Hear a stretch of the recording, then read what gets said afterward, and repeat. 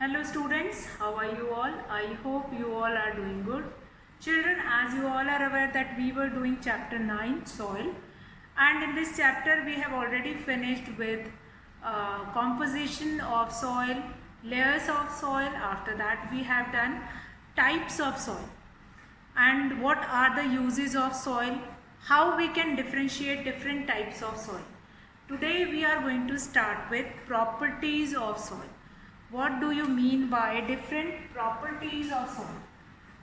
Now properties means what is the texture of the soil, what is the color of the soil, that we are going to find it out. Properties of soil that we are going to see today. So here, properties of soil in this. Now the soil has many properties. It is not like that one type of a soil is only having one property. Here we are going to discuss about the color of the soil, texture of the soil, how much water that soil can absorb, then what is the aerated space between that soil. All these things we are going to see in this consideration. So the soil has many properties which make each type of soil distinctive. So these, on the basis of these properties only, we are going to distinct or we are going to put soils into different categories. So these categories will help you to identify that what are the different properties. Like if I have to compare sandy soil, loamy soil, clay soil, so I'll just have a look on these properties, different properties of soil, and then we can find it out. Yes, this soil is sandy, this soil is clay or loamy or whatever kind of a soil is it. So properties of soil, this will differ from place to place. Like sandy soil if you have seen the color of sand, somewhere you are finding sand that is of brown color, and somewhere you will be finding sandy soil that is of a silver color. So how this difference you are going to find it out. Now this difference is due to presence of water content. Like in some areas the water content is more, so there the sandy soil is of a light brown color, but on the other side somewhere we have some less water content present in that sandy soil, so the color will be light grey. So here we are going to discuss texture number 1. The first property of soil that we are going to see, that is texture. Now what do you mean by texture? If you will touch anything, you just find it out that yes, that is smooth or rough, or the smoothness or roughness is only known as texture. Even the color also comes in texture. Now texture, have you ever touched the sand at the seashore? How do you feel when you touch sand or hold clay in your hand? You get a different feel. Now this feel is called texture. Different soil have different textures because the soil is made up of rock particles of different sizes. The amount of sand, silt or clay which is present determines the texture of the soil. Now soil texture is what? The feel. What do we feel when we touch it? The feel to touch the soil, the feel to touch the soil, that is forming your texture. So this is your first property of soil, that is texture.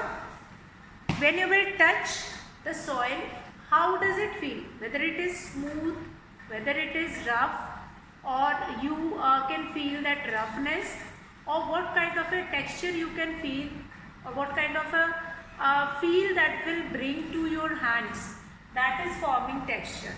Number 2 is absorption of water. Number 2 is absorption of water by soil. That is how much water is absorbed by that particular type of soil. Water absorption is more or less or anything, like we find it out that here in this area water absorption of the soil is maximum, so that soil is increased in fertility, since they have that quality of absorbing water at most, so that will increase the fertility of the soil. Now different soil have different water holding capacity. Water holding capacity means difference or different soil absorb water to different extent. Now certain characteristics of soil that can be understood, like on the basis of this absorption of water by soil, means number one, soil has pores or gaps in between, which is mainly used for getting air. Aerated gaps will be there, and that is used, and those gaps are also used for absorbing water in that soil. So soil has many pores or gaps which allows water to flow down. Rainwater also passes through these pores. This water helps the plant to grow, also increase the level of groundwater. So a water table, you might have heard about water table in rainwater harvesting we were doing. Water table is responsible for to make a judgment of like how much water is present, how much water is present in that particular area, means what is the depth of water, fresh water, we can find it out in that particular area. Now this water helps the plant to grow and also increase the level of groundwater. Now the pores present in soil are filled with air. Air helps the animals living in soil to breathe. Now these pores are very important. Pores which are there in soil, these are very important to get the animals to breathe inside it. They can easily breathe in by using those pores. Then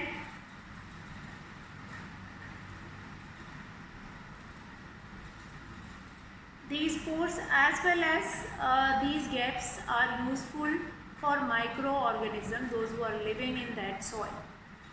And these microorganisms are only making that aerated space which is there in between that particular kind of a sand or particular kind of a soil. Now percolation rate of water in soil. What do we mean by percolation? Now downward movement of water.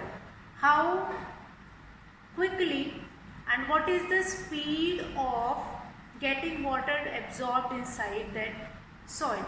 So that is the downward movement of water through the soil. Downward movement through the soil, that is percolation of water with different rate. Now percolation rate of water in soil, as we were doing properties of soil, if any particular place, if on any particular place the soil can absorb maximum water or water within short span of time, and that will retain inside it, with that will increase the fertility of that particular soil. Now percolation means pores in soil that help the rainwater to seep into the soil. Now this will help in different ways, like in sandy soil, if they absorb water, sooner that sandy soil will become drier. But in case of clay soil, since aerated space is very less in clay soil, so they are not going to absorb that water, that will remain sticky over that clay soil. But loamy soil has humus content at most, maximum amount of humus content is there in that soil, and they can easily absorb that uh, water in it, and water which is absorbed by soil, that is going to increase the water table only. Water table is responsible for getting how much water or at what level, at what depth water, fresh water is present in groundwater resources. Now percolation, that is downward movement of water through the soil that is there. So here I am going to take a small checkpoint. After that I will shift or I will move to the next topic, that is soil and crops. How soil and crops are interdependent on each other. So checkpoint I am going to take it. Sandy soil can be dashed easily. Sandy soil can be, number one, small checkpoint I am going to take it here. The concept which we have done till now. Number one, sandy soil can be dashed easily. Can be dashed easily. So what is the property of sandy soil? That is, lot of space is there in sandy soil, lot of aerated space is also there, and particles are huge in size. They have lot of space in between these particles, these rock particles, so they can be flowed easily. They can be flowed easily. Number two, next is particles of dashed soil. Particles of dashed soil. Particles of dashed soil are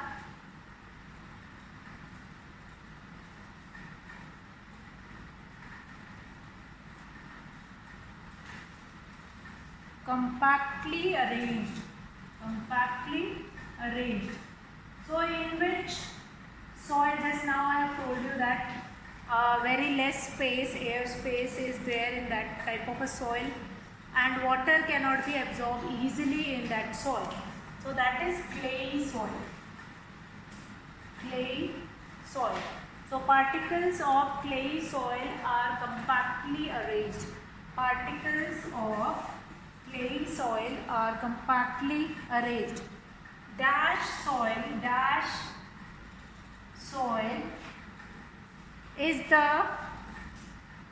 is the most fertile soil.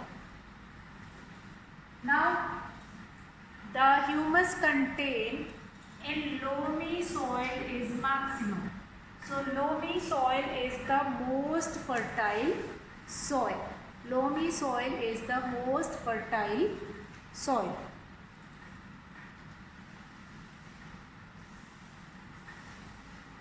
Last, number 4, that is dash. Number 4, dash in soil. Dash in soil. Help rainwater. Help rainwater. Help rainwater seep into the soil.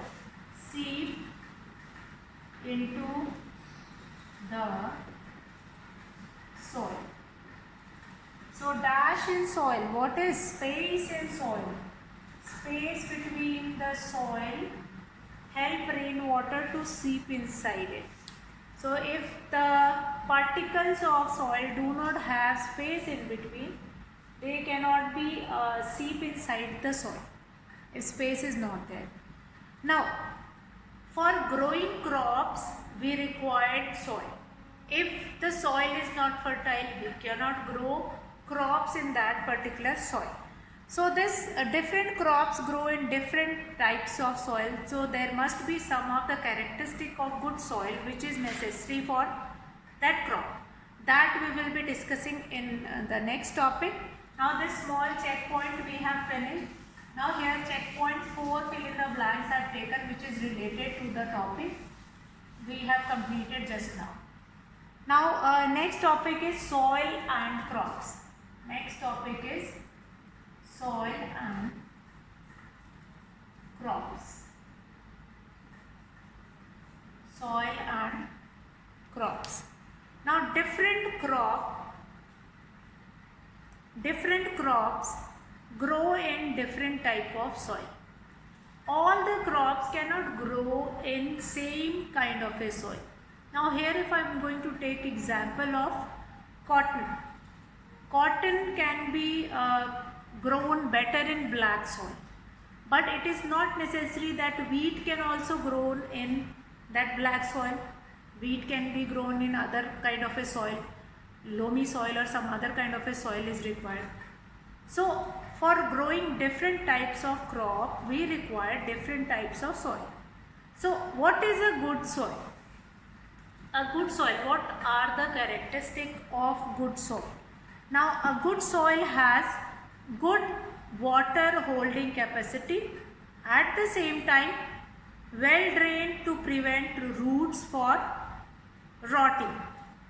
See, first of all, water can be absorbed, as well as they have such aerated space in between that if excess water will not waterlog in that field only or in that crop only, that can be removed from that field. Then it is rich in humus, yes, it is also necessary, and has a lot of air space. It is rich in humus and has a lot of air space. That is rich in humus and has a lot of air space between it. So three characteristics we have done. First, has good water holding capacity. So what is the characteristic of good soil? A good soil has, number one, has a good soil has good water holding capacity, water holding capacity. Number two, capacity. Number two, that is rich in humus. That is rich in humus.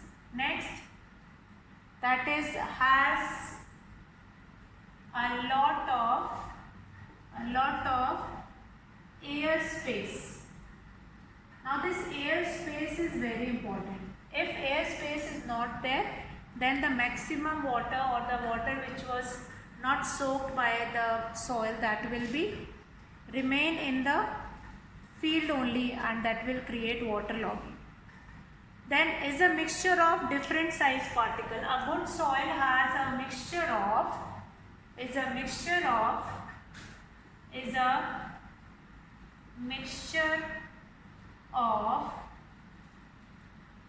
different sized particle.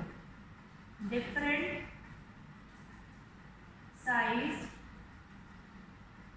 particles. Different sized particles will be present in that soil. So what we have done? A good soil has good water holding capacity. Number one, water can be absorbed, it will not become waterlogging in the field. Is rich in humus. If excess water will be there, that can be absorbed by humus, and humus will only increase the fertility of the soil. Then has a lot of air space, which is very good for the roots of the crops. Otherwise that root can be rotten inside it. Then is a mixture of different size particle. Rock, if huge rocks or large particle of rocks will be present in that soil, so that is of no use. So different size of particle will be there so that it can be used for different purposes. Then last is loose enough to allow root to expand easily. That can be, roots can be penetrate deep inside it, and that can be roots can be get enough space to spread inside the soil. So you may have observed soils of different color. Now the color of the soil is influenced by amount of chemicals, nutrients and organic matter present in it. So in this a good soil, what are the characteristics of good soil? One more characteristic you are going to add it on, that is loose enough to allow root to expand easily. Is loose enough to allow roots to expand easily. So now after this what we have? After this what we have? That is the color of the soil. Now the color of the soil is influenced by the amount of chemical which is present, amount of chemical, nutrients and organic matter which is present in the soil. Now for example, red or yellow soil indicates the presence of iron oxide. Now color, if I talk about the red or yellow, red or yellow soil. Now this color indicates due to the presence of what? Due to the presence of iron oxide. Since iron oxide is present in some soil, then only the color of the soil will be red or yellow. Due to the presence of iron oxide in particular type of a soil, then only the color of the soil is red or yellow. Then brown or black soil. Brown or black soil. Let's see, brown or black soil is due to the presence of humus content. Brown or black soil due to presence of humus content or organic matter. Organic matter. Organic matter or humus content will be there, and that is the reason of brown or black soil. Now as I just now I have taken example of black soil, which is very good for growing cotton. So that only like organic matter or humus or high amount of humus content will be there, the color of brown or black, with that you are going to find it out. If here in your surrounding you will be looking into the soil, you will be finding this brown, or somewhere you are going to find it out black color soil also. That is due to humus contained in that or organic matter which is present in it. Now formation of soil is mainly influenced by the climate. Again, what are the reason of formation of soil? In formation of soil we have already done that there are certain reasons like weathering of parent rock. What kind of a parent rock will be there, or weathering of parent material, then climate, then weathering is one of the cause. So all these things are responsible for forming soil of one place.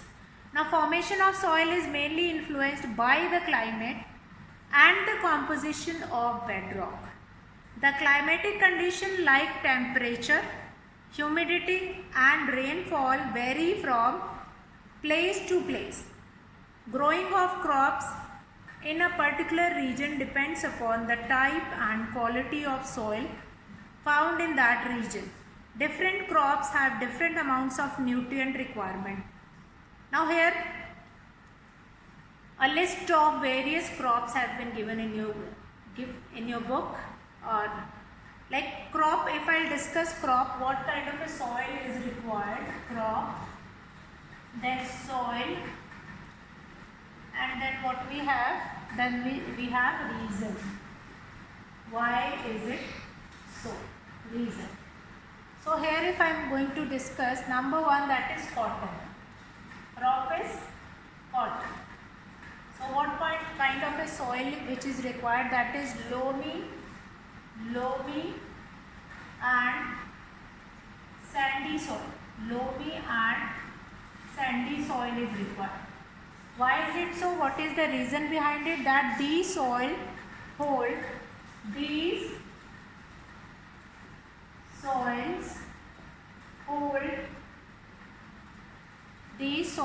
hold more air and water. More air and water.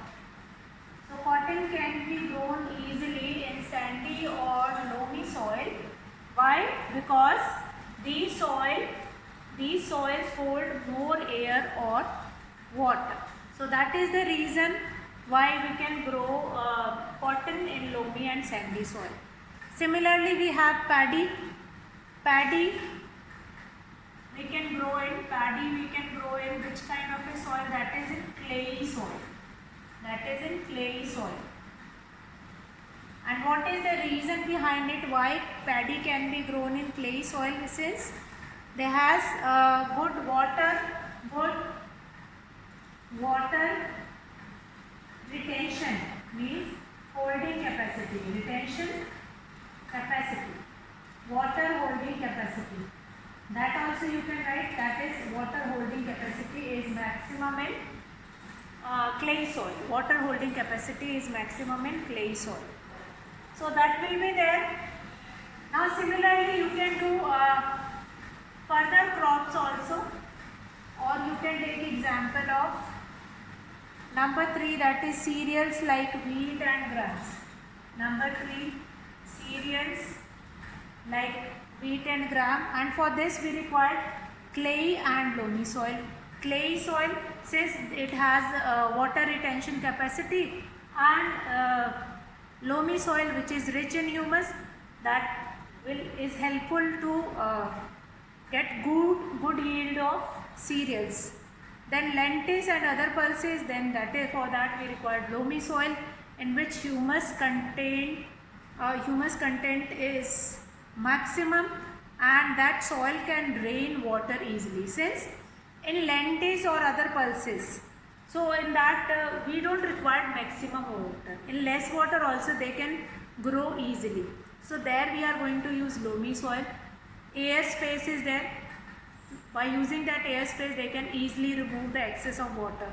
Now this soil can drain water easily. That is one of the reason when we are using loamy soil. So that is all is there related to soil and crop. I hope that is clear. What are the properties of soil, as well as how soil will make a difference of crops. Good soil can yield good crop, and if the soil is